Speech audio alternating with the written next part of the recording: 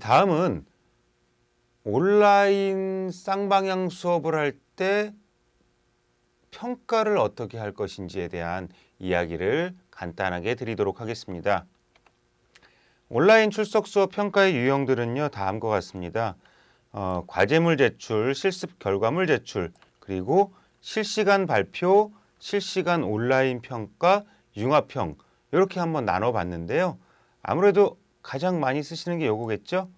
과제물 제출과 실습 결과물을 제출하는 같은 이야기입니다. 실습 결과물들도 G 파일이나 이런 압축 파일로 압축을 해서 과제물로 제출하세요. 그러면 학교 시스템 내에서 학생들이 과제물을 제출하게 되고요.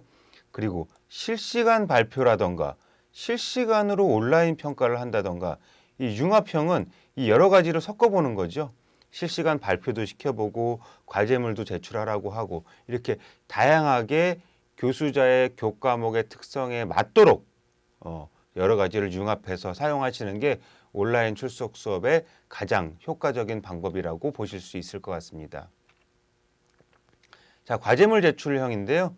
과제물 제출이나 실습 결과물 같은 경우는 학생들이 이렇게 학사 정보에 온라인 출석 수업 결과물 제출이라는 메뉴가 있습니다. 이 메뉴를 통해서 제출하게 되니까요.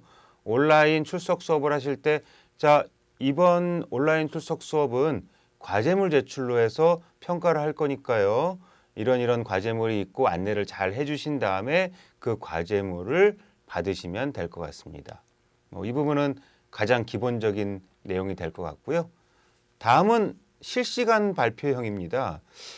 물론 교과목에 따라 실시간 발표를 안 하는 게 훨씬 더 많을 것 같고요. 특히 언어라던가 말하기라던가 듣기라던가 이런 부분 하실 때는 학생들이 자신의 화면을 공유하면서 자신이 직접 말해보는 그러한 실시간 발표를 시킬 수도 있습니다. 사실은 학생들에게 실시간 발표를 시키면 쉽지 않긴 합니다. 하지만 본인의 교과목의 특성에 맞게 나는 실시간으로 발표하면 완벽하게 학생들의 평가의 결과를 객관적으로 할 수 있다라고 하시는 분들은 이렇게 학생들의 얼굴을 보이게 하고 자신의 발표 자료를 준비해서 발표하게 하는 실시간 발표형 같은 경우도 좋은 어떤 출석 수업 평가의 유형 중에 하나이니까요. 한번 도전해 보실 교수자들께서는 실시간 발표형도 한번 해보시면 좋을 것 같은데요. 조금 쉽지는 않다라는 것들을 염두에 두시고, 왜? 학생들은 또 자기의 화면을 공유해야 되고 또 자기가 직접 말해야 되고 이 순서들을 미리 정해야 되고 평가의 준거들도 미리 안내해야 되기 때문에 그렇게 쉬운 그런 온라인 출석 수업의 평가 유형은 아니다라는 것들도 말씀을 드립니다. 다음은요, 이 부분이 좀 이제 많은 이슈가 될 것 같은데요. 실시간 온라인 평가. 물론 다양한 어플리케이션이라던가 미리 내가 평가할 것들을 준비해 놔야지 이 실시간 온라인 평가가 가능합니다. 약간의 교수자의 어떤 준비가 필요한데요. 생각보다 그렇게 어렵지 않습니다. 몇 가지 말씀드리면은요. 일단 교수들께서 많이 활용하고 계시는 구글이라던가 네이버의 설문 이런 것들로 활용하셔도 되고요. 아니면 학습자들의 참여를 유도하는 인게이지먼트 도구들, 특히 소크라티브라던가 아니면 멘티미터, 폴 에브리웨어 이런 여러 가지 어플리케이션들이 있어요. 그런 것들을 활용하실 수 있습니다. 가장 먼저 교수자들께서 손쉽게 활용할 수 있는 게 바로 구글 설문지 활용입니다. 구글은요, 우리 학교에서 지금 구글 G 스위트를 사용하고 있기 때문에 로그인 하시고 거기에 구글 문서 도구로 접속하시면 이렇게 구글 설문지를 직접 만들어 볼 수가 있습니다. 만드실 때 이 부분이에요. 아마 구글 설문지는 다들 한 번씩 만들어 보셨을 텐데요. 여기 설정 버튼이 있어요. 이 설정 버튼을 눌러서 일반이 아니라 퀴즈로 만드시면 직접 학습자들에게 피드백도 가능합니다. 이렇게 퀴즈를 선택하시고 퀴즈 만들기를 활성화해 주시고 질문에 점수 값을 할당하고 자동 채점을 허용하게끔 이렇게 만들어 주시면 될 것 같고요. 성적 공개는 제출 후에 바로 공개할 것인지 아니면 어떤 지정 검토 후에 공개할 것인지는 교수자께서 판단하셔서 해보시면 될 것 같고요. 요 크롬북의 잠금 모드 같은 경우는 뭐 크롬북을 쓰는 경우에는 아예 들어와서 할 때 얘 말고 다른 프로그램을 못 열게도 할 수 있는 그런 기능이 있는데요. 이런 기능 굳이 사용하실 필요 없을 것 같고요. 성적 공개 말씀드렸고 응답자가 볼 수 있는 항목도 옵션으로 선택할 수 있어요. 내가 무엇이 틀렸는지 그럼 바로 피드백이 되겠네요. 그리고 정답이 무엇인지 그리고 나의 점수는 몇 점인지를 이제 교수자께서 필요한 거에 따라서 선택을 하시던지 선택을 해제하셔서 구글 설문지를 활용해서 직접 문제를 만드실 수가 있습니다. 문제 만드는 유형들은 다음과 같습니다. 지금 이제 객관식 문제 같은 경우에는요. 이렇게 문제에 제목을 써주시고 아래쪽에 객관식 문항을 정답을 맞춰주시고요. 여기에 답안을 누르게 되면 어떤 게 답인지를 선택하고 점수가 몇 점인지를 만들어 볼 수 있어요. 지금 여기가 1번이 정답이라고 표시를 해놨죠. 이렇게 해서 답안 누르시고 정답 표시하시고 이 문항에 대한 점수는 몇 점으로 줄지 그리고 이 문제는 반드시 풀어라 라고 하는 필수 버튼을 활성화시켜 놓는 게 좋을 것 같습니다. 그리고 이런 경우도 있네요. 객관식뿐만 아니라 단답형이라던가 장문형이라던가 뭐 체크박스 같은 것들을 주로 많이 쓰는데요. 단답형은 말 그대로 어떤 짧은 뭐 단어 이렇게 해서 뭐 주관식 문제를 낼 때 쓰시면 될 것 같고요. 장문형은 이렇게 서술합니다. 뭐 디지털 리터러시를 정의해 보시오. 그럼 장문형에 학습자들이 막 평가하게 뭐 입력을 하게 되겠죠. 그러면 여기에 대한 답안들을 교수자께서 미리 입력해 놓으시고 그 점수 배정하시면 될 것 같고요. 체크박스 같은 경우에는요. 모두 고르시오 같은 질문들입니다. 하나가 정답이 아니라 여러 개의 정답 체크를 할 수 있게끔 그렇게 체크박스를 하시고 얘도 답안을 만들어 보셔가지고 이렇게 온라인 평가 도구를 활용해서 하실 수가 있을 것 같고요. 여기에서 중요한 내용을 하나 말씀드릴게요. 이렇게 다 만들어 놓으면 오른쪽 위에 보내기 버튼이 있습니다.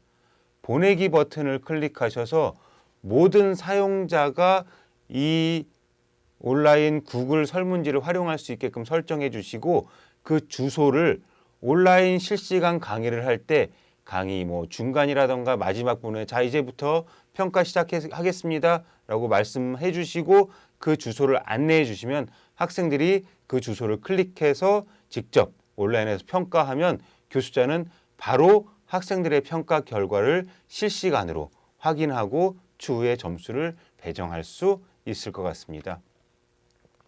다음은요. 아까 잠깐 말씀드렸던 뭐 어플리케이션이라던가 웹사이트를 이용하는 방법들인데요. 지금 왼쪽에 보이는 건 멘티미터라는 웹사이트입니다.